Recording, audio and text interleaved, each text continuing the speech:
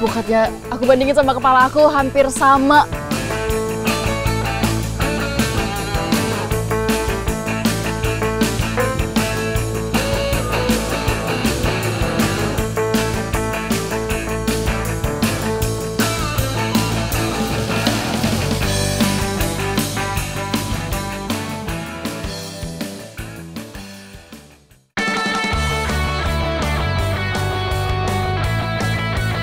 Negeri ini tidak hanya rumah ideal berbagai jenis flora dan fauna. Beberapa tanaman di antaranya bahkan dapat berbuah di atas ukuran normal. Berikut beberapa petualangan Clarita dan Ciara yang menemukan beberapa hasil alam berukuran jumbo.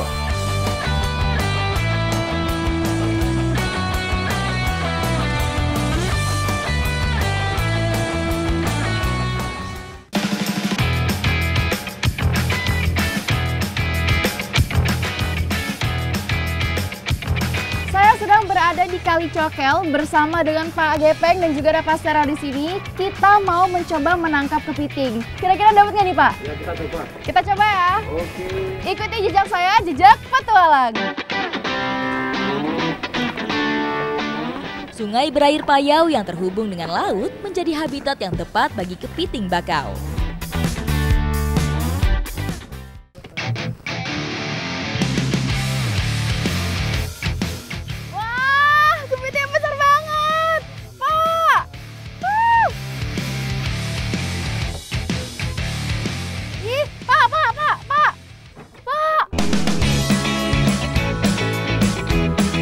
Kepiting bakau dapat tumbuh hingga berukuran besar. Pak, nyapit Pak. Hati-hati Pak. Ya. Ini kepitingnya nyapit perahu sama rendet dan terlilitnya lumayan kuat. Jadi rendetnya harus dipotong.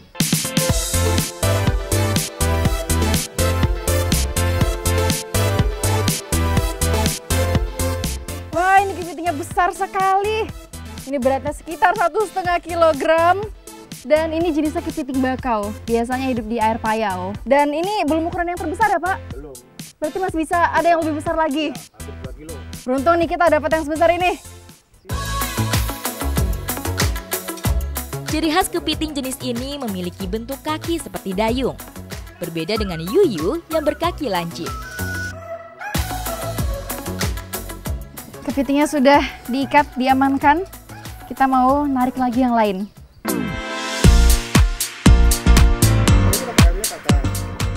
Wah, dapat lagi nih Pak. Wah.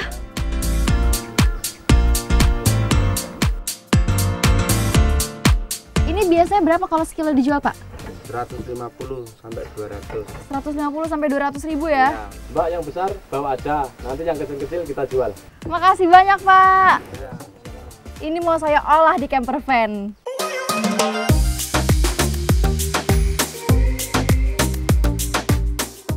Lokasi camping saya kali ini terasa istimewa. Berada di tebing tinggi di atas kerasnya ombak pantai selatan. Saya sedang berada di tebing Karangbolong. Lihat view-nya cantik sekali dan mau mengolah kepiting yang tadi sudah saya ambil.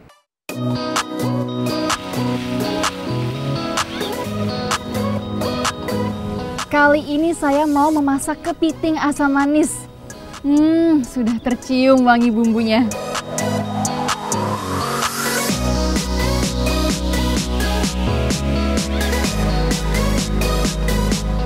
Matahari terbenam, hari pun semakin gelap.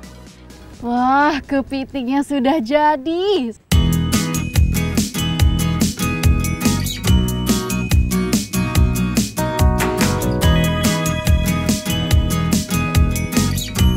Ini nih dia bagian favorit semua orang termasuk saya. Kita cocol dulu. Daging kepiting fresh memang memberikan sensasi yang luar biasa. Teksturnya masih kenyal dan tidak mudah hancur. Wah, ini nikmat banget. Kuah asam manisnya mantap. Dagingnya gurih, kenyal, padat, dan tebal banget. Nikmat sekali.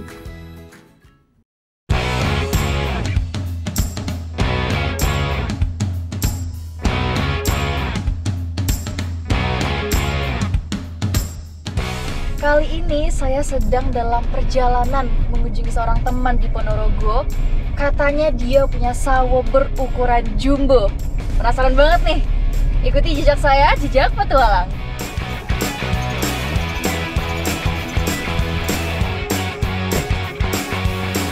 Mamei sapote atau Poteria sapota merupakan spesies tanaman pohon sawo dari Amerika Tengah. Berbuah tidak lagi mengenal musim. Ini ya mas pohonnya?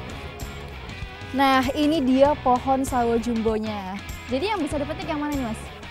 Nanti dilihat, jika kulitnya sudah warna agak kemerahan bisa dipetik, berarti sudah tua.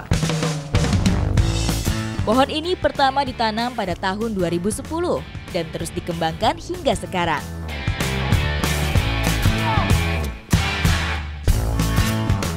Wah, ini besar sekali. Namanya sawo mamei sapote. Beratnya kurang lebih 2 kg. Dan ini belum maksimal, bisa lebih besar lagi. Buah berukuran terbesar bisa mencapai berat hingga 3,5 kg per butir. Clarita itu ada yang matang satu lagi di sebelah. Pemilihan buah yang siap petik adalah kunci dalam menjaga kualitas hasil buah. Jadi untuk tahu buah yang sudah bisa dipetik, itu ujungnya dikopek dulu. Kalau warnanya sudah merah, berarti sudah bisa dipetik. Saat memanen buah sawo, usahakan agar buah tidak jatuh ke tanah. Buah yang terjatuh beresiko terbelah dan mudah busuk. Ini ternyata banyak sekali semut rang-rangnya. Jadi saya nggak bisa berlama-lama karena saya sudah digigitin dari tadi. Au! Jadi ini dia perbandingan sawo mamei sapote dengan sawo lokal. Jauh sekali perbedaannya, ini bisa ada 20 kali lipatnya ini bedanya ya. Dan harganya per kilo itu 150.000. Ini kalau 2 kilo berarti bisa 300.000 ya mas? 300.000. Wah besar sekali. Buah ini biasa dijual per biji. Karena biasanya dalam satu buah sawo bisa dikonsumsi beberapa orang sekaligus.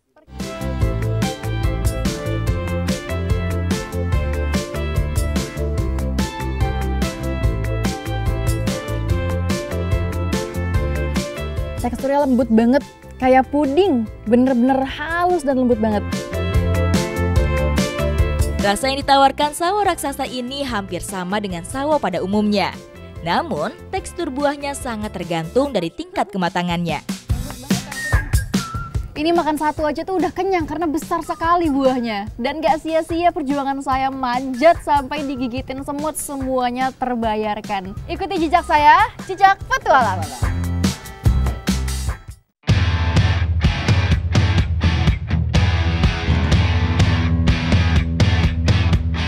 Alpukatnya aku bandingin sama kepala aku hampir sama.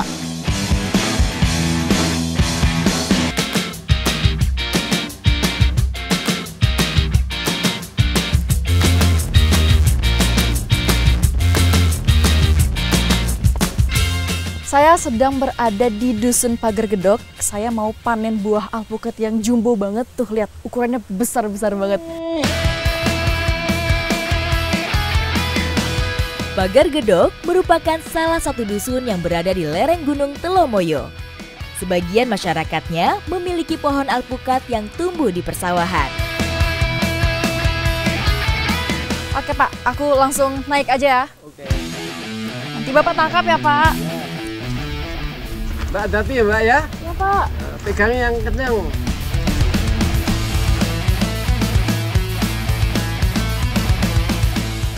Terletak di dataran tinggi, daerah ini menjadi lingkungan yang tepat bagi pertumbuhan alpukat. Gara-gara anginnya kenceng jadi agak gemetar ya. Tapi worth it lah ya dengan buah alpukat yang mengkilat banget ini.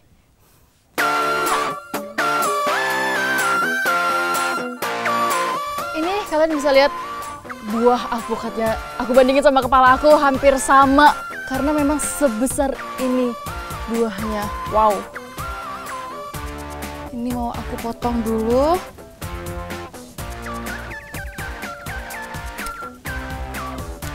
Besar banget.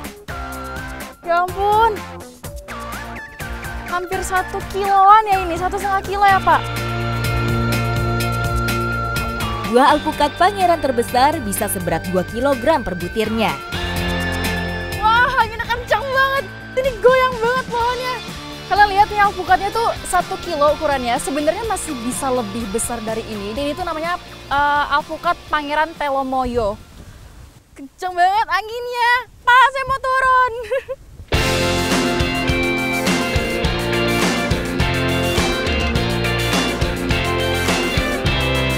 Dengan sistem stek, pohon alpukat Pangeran dapat berbuah pada umur 2 tahun. Oleh karena itu, ukuran pohonnya tidak setinggi pohon alpukat jenis lain. Ini tuh tadi kata bapaknya udah dipanen, tapi buahnya masih banyak banget. Sekalinya panen, satu pohon ini tuh bisa menghasilkan 1 sampai 1,5 kuintal. Banyak banget. Memanen buah alpukat harus dengan cara bergantian, atau hanya dipilih buah yang berukuran besar. Nah, gampang banget ya ternyata motongnya kalau pohonnya tuh pendek kayak gini. Tinggal dipetik aja.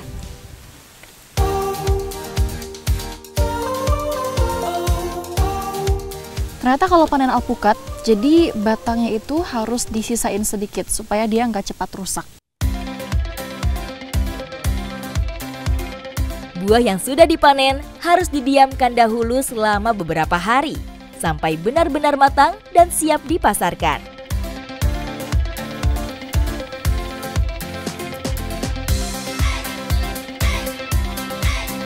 Wow, ini dagingnya tebel banget. Kayaknya ini bakalan lembut banget, jadi langsung aja kita cobain.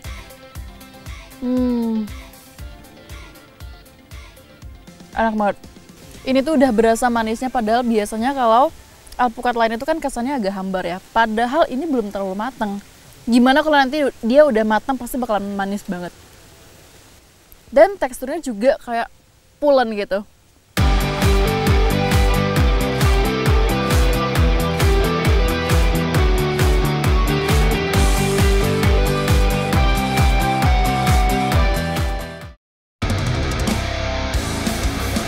Tidak hanya hasil alam, tantangan di atas normal juga tersedia di sudut lain negeri ini. Salah satunya arus Sungai Asahan di Sumatera Utara.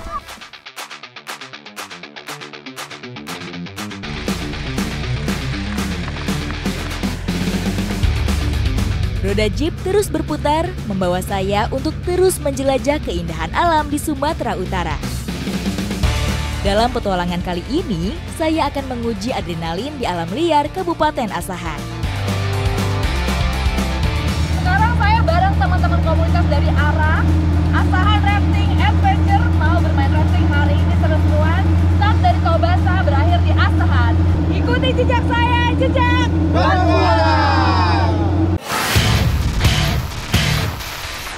Menurunkan perahu karet dengan medan sempit dan curam seperti ini memang tidak mudah. Derasnya air sungai menyambut kedatangan kami. Setelah briefing dan berdoa, sekarang kami siap menerjang jeram-jeram yang ada di sini. Ikuti jejak saya, jejak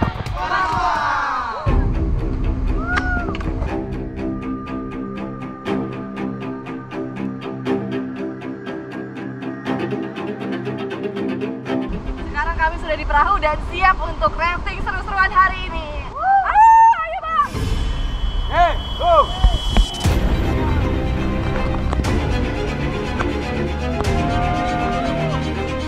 Sungai Asahan mengalir dari Danau Toba melewati lembah pegunungan Bukit Barisan. Jeram yang menantang membuat sungai sepanjang 147 km ini disebut-sebut sebagai spot arung jeram terbaik ketiga di dunia, setelah Zambezi di Afrika dan Sungai Colorado di Amerika Serikat. Welcome to jeram pertama, masih ada jeram-jeram berikutnya. Jalur arung jeram Sungai Asahan terbentang sepanjang 22 km. Medannya cukup bervariasi, mulai dari jalur ekstrim hingga fun.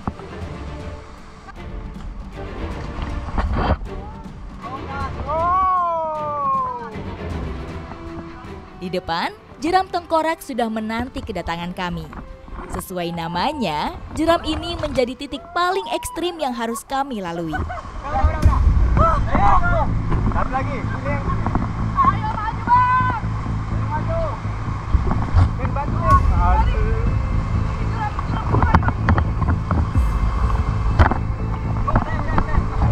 Wah ini jeram yang paling bahaya.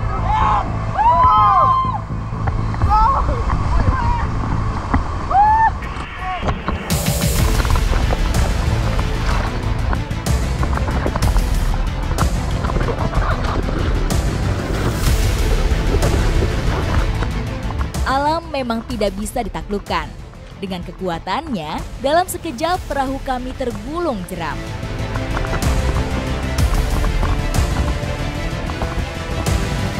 Kami hanyut dalam derasnya debit air yang mencapai 120 meter kubik per detik.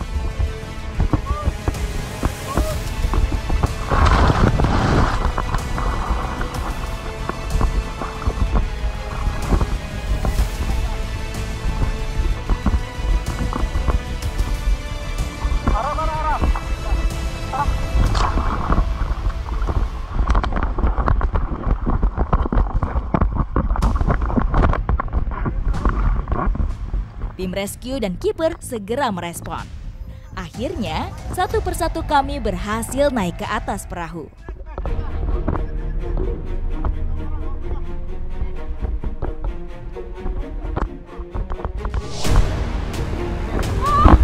Baru aja perahu karet.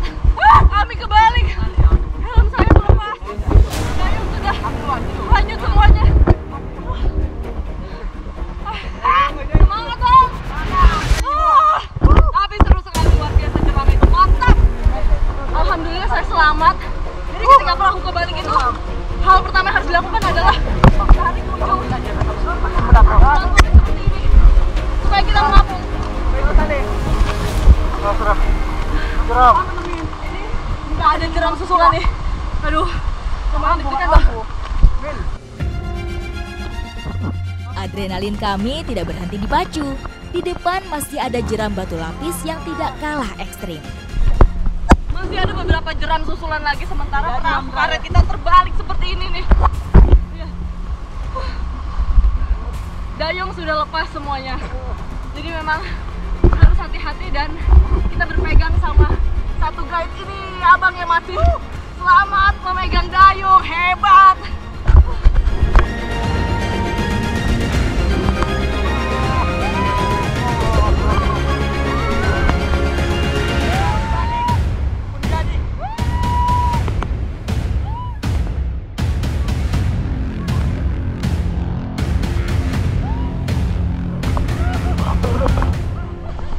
Ini rafting terdeg-degan saya, memang sungai asahan mantap sekali. Tidak salah, memang rafting di sungai asahan ini menjadi spot rafting terbaik di Indonesia. Tidak hanya perahu yang terbalik, menghadapi jeram yang kuat, kameramen drone tim Jejak Petualang kehilangan fokus yang membuat pesawat drone-nya jatuh dan hanyut terbawa arus. Drone tim kami jatuh dan sempat tidak bisa dicari. Akhirnya sekarang ditemukan oleh tim rescue. Mantap!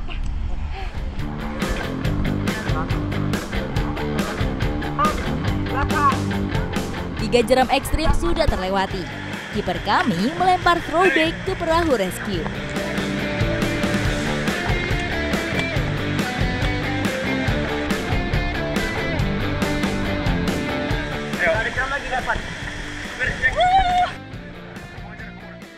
Akhirnya saya pindah perahu karena perahunya di sana masih kebalik.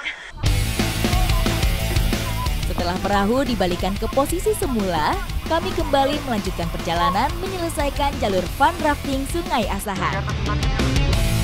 Untung timnya semua selamat. Dayung.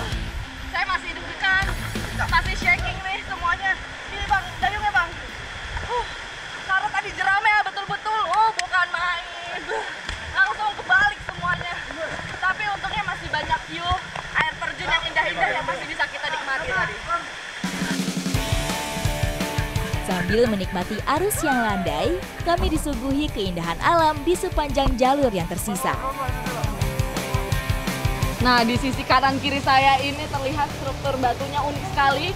Disebutnya Devil Eye karena memang seperti mata. Bang, gimana Bang? Aman? Mantap, komplit semua. Nah, ini dia sisi kanan saya ada air terjun cantiknya kan. Ademnya sampai sini. Nah, di spot ini memang sudah bisa berenang-berenang santai karena jeramnya sudah tidak ada lagi. Jadi rafting kali ini kami hanya merasakan 2 jeram dan sisanya nyelam sampai finish. Luar biasa mantap.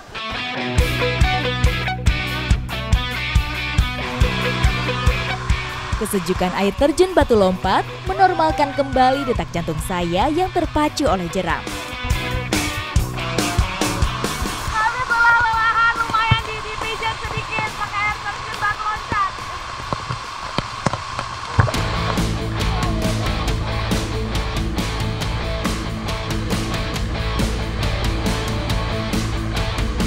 Jalur rafting Asahan mampu tersohor hingga mancanegara tidak hanya karena jeramnya, tapi juga keindahan alamnya yang memukau. Kita jaga alam, alam akan memberi kebaikan.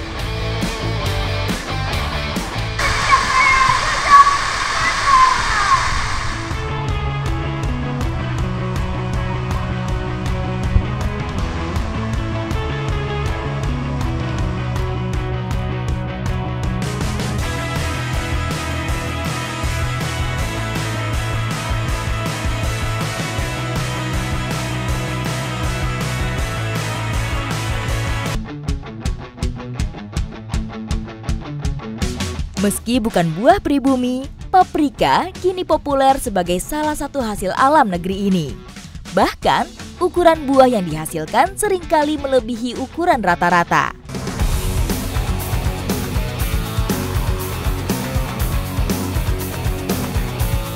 Kecamatan Tutur Pasuruan dikenal sebagai sentra penghasil paprika dan hari ini saya udah sama Mas Irfan mau panen paprika.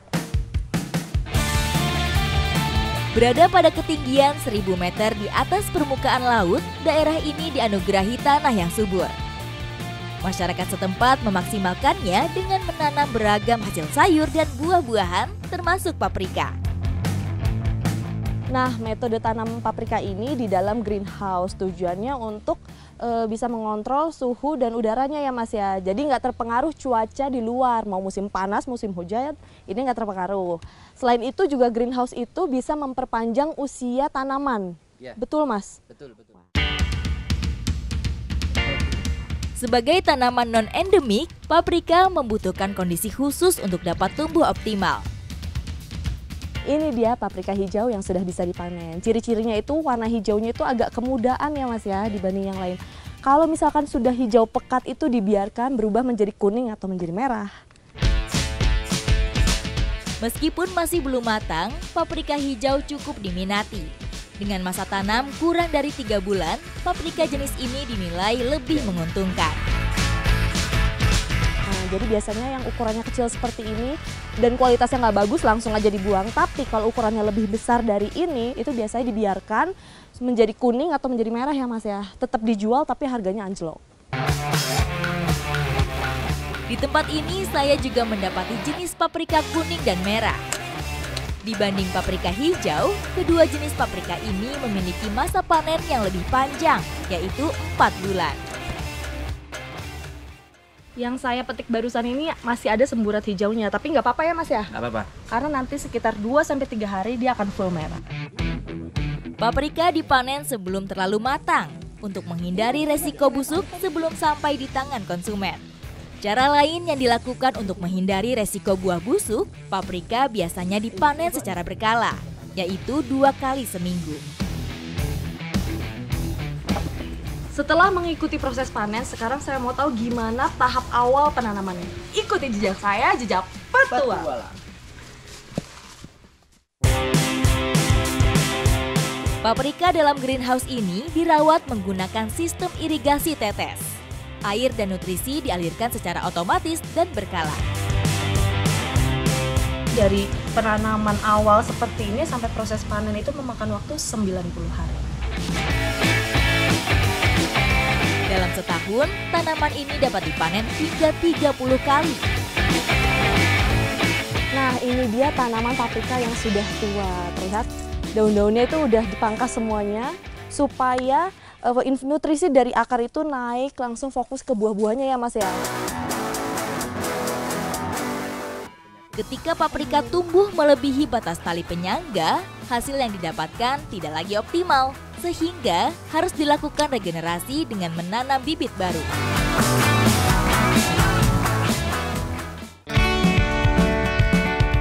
Dalam sekali panen, para petani dapat menghasilkan hingga 200 kuintal paprika. Sebelum dikirim ke tangan konsumen, paprika lebih dulu di-packing untuk menjaga kualitasnya.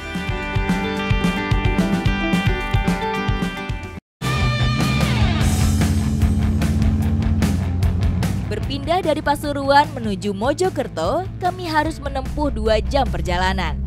Namun, keindahan pemandangan pohon pinus berhasil menghilangkan rasa penat kami. Setelah panen paprika, sekarang saya mau cari spot camping yang adem-adem di hutan pinus Pacet, Mojokerto. Ikuti jejak saya, jejak petualang. Menikmati suasana dataran tinggi Jawa Timur tidaklah lengkap tanpa santapan khas setempat. Sekarang saya mau olah paprikanya jadi empok goreng teri paprika. Yang uniknya paprikanya nggak cuma diolah, tapi akan saya jadikan mangkoknya.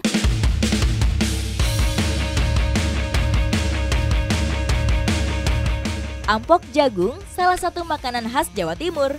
Sejak dulu, sumber pangan berkarbohidrat tinggi ini menjadi sumber pangan alternatif saat melewati masa paceklik.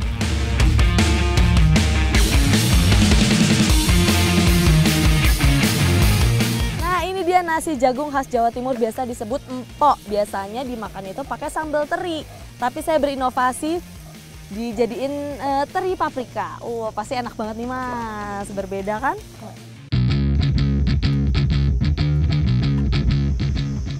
Ampok goreng teri telah matang, siap disantap dengan paprika segar.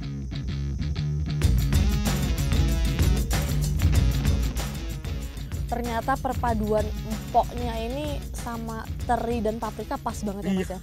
Empoknya itu sendiri gurih, terusnya juga empuk enak ya. Dan empoknya pedes-pedes gitu. Cocok pas ini. Teri dan paprika memberikan cita rasa otentik. Terasa pas dinikmati bersama ampok dengan rasa yang cenderung hambar.